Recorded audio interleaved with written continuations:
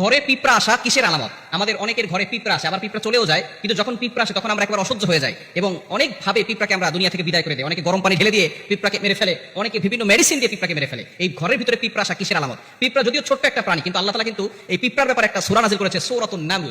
নামল শব্দের অর্থ হচ্ছে পিপিলিকা।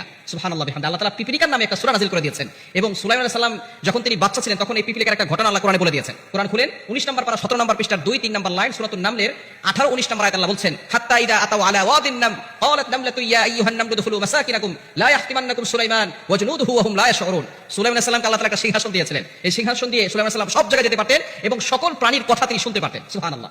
একজন বাচ্চা পৃথিবীতে এমন ছিল যিনি সারা পৃথিবীর সকল প্রাণীদের ভাষাও বুঝতেন এবং সারা পৃথিবী শাসন করেছেন, তিনি ছিলেন হযরত সুলাইমান আলাইহিস সালাম। এই সুলাইমান আলাইহিস সালাম তার এই দলবল নিয়ে সেখান থেকে যাচ্ছিলেন এক রাস্তা দিয়ে।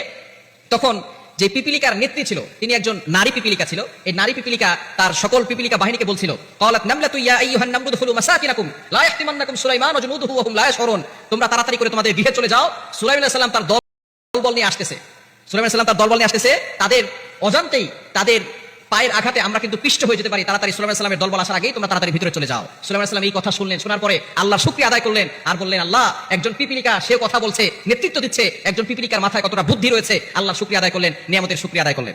হযরত সুলাইমান আলাইহিস সালামের আরো একটি ঘটনা রয়েছে। সুলাইমান আলাইহিস সালাম একবার নদীর পাড়ে বসে আছেন, এমন সময় দেখে দূর থেকে একটা পিপিলিকা তার মুখের ভিতরে একটা গম নিয়ে সামনে হেঁটে হেঁটে যাচ্ছে। নদীর পাড়ে যাওয়ার পরে অনেক সময় ধরে অপেক্ষা করছে, হঠাৎ করে দেখে নদীর কাছে একটা ব্যাঙ এসেছে। ব্যাঙ আসার পরে পিপিলিকাটা তার মুখের ভিতরে গম নিয়ে সেই ব্যাঙের মুখের ভিতরে ঢুকে গেছে। ঢুকে যাওয়ার পরে এবার ব্যাঙটা পিপিলিকাকে নিয়ে চলে গেল নদীর তলদেশে। যাওয়ার পরে সুলাইমান আলাইহিস সালাম মনে মনে চিন্তা করলো, হয়তো ব্যাঙটা পিপিলিকা খেয়ে ফেলেছে। কিন্তু কিছুক্ষণ পরে দেখে সেই ব্যাঙটা আবার উঠে এসেছে। উঠে আসার পরে এবার দেখে সেই ব্যাঙটা তার মুখ থেকে পিপিলিকাকে বের করে দিয়েছে, তার মুখে আর গম নাই। সাথে সাথে সুলাইমান আলাইহিস সালাম অবাক হয়ে গেল, দেখলাম তার মুখে গম আছে, আবার ব্যাঙের পেটের ভিতরে ঢুকে গেছে, মুখের ভিতরে ঢুকলো। আবার দেখলাম ব্যাঙ কিছুক্ষণ পরে আবার সেই পিপিলিকাকে নামিয়ে দিল। এর কাহিনী কি? সরাসরি সুলাইমান আলাইহিস সালাম সেই পিপিলিকাকে জিজ্ঞেস করলো, পিঁপড়া, তুমি দেখলাম একটা গম নিয়ে গেলে, আমি মনে করেছি তোমাকে ব্যাঙ খেয়ে ফেলেছে, কিন্তু তোমাকে তো খায় নাই, তুমি সেই গম কি করেছো? এবার পিপিলিকা জবাব দিচ্ছে, আল্লাহর পয়গম্বর, আমাকে আল্লাহ তাআলা একটা দায়িত্ব দিয়েছেন। এই নদীর তলদেশে একটা পাথর আছে, সেই পাথরের নিচে একটা পোকা আছে, সেই পোকাটা হচ্ছে অন্ধ।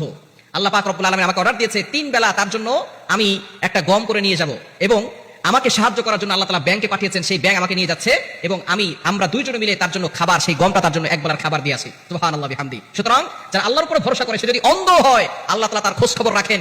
রিজিক নিয়ে টেনশন করছেন, রিজিক নিয়ে টেনশন করবেন না।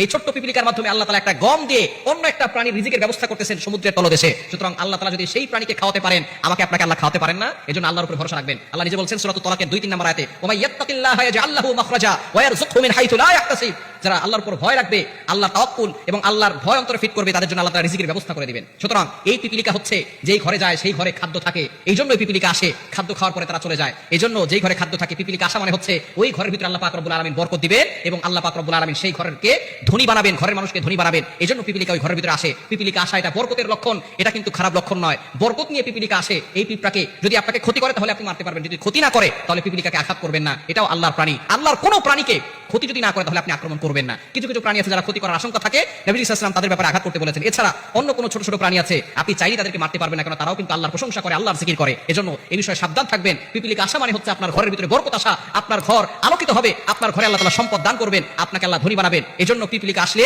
আপনি হতভম্ব হয়ে যাবেন না, আপনি আল্লাহর শুকরিয়া আদায় করবেন, আল্লাহর কাছে বেশি বেশি করে দোয়া করবেন।